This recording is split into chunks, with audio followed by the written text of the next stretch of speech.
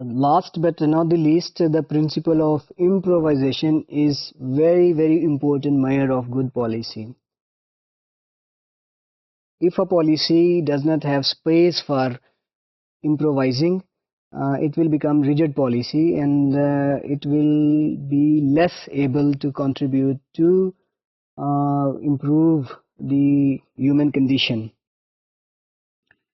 The good policies are those policies which always improvise, which learn from their experience, and which continuously make changes into them. And good policy implementation is that implementation which learns during the process of implementation and continue improving implementation, find new ways, more accessible ways, and flexible, efficient, and effective ways to improve implementation. The second important feature of improvisation is that good policies continue to accumulate knowledge. They document their experiences. If you look at public policy implementation examples in Western countries, the people in ministries, they continue document practices, they continue document research, and they continue accumulate knowledge to inform policy change, better implementation, and introduce corrections into policy making. The third important feature of improvisation is that as the improvisation process is embedded or adopted or institutionalized into a policy making system, it makes policies self-corrective. There are many examples where policies become self-corrective because they accumulate knowledge and they institutionalize improvisation.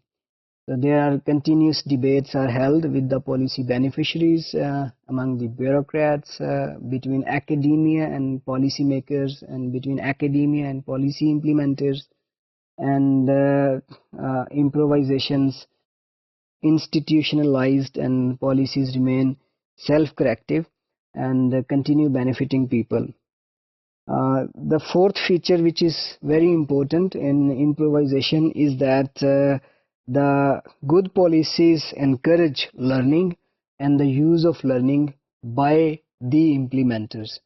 The man at the front desk, or the man who implements the policies, is the most important link between people on the one hand and policymakers on the other. So if there is no flexibility or permission for the use of learning for that implementer, the policies will not improvise. An easier example is that in Japan, policy implementers, the lower level officials or the front desk officers, are given powers to learn from their everyday experiences and to use that learning to improve policy implementation or to improve service delivery.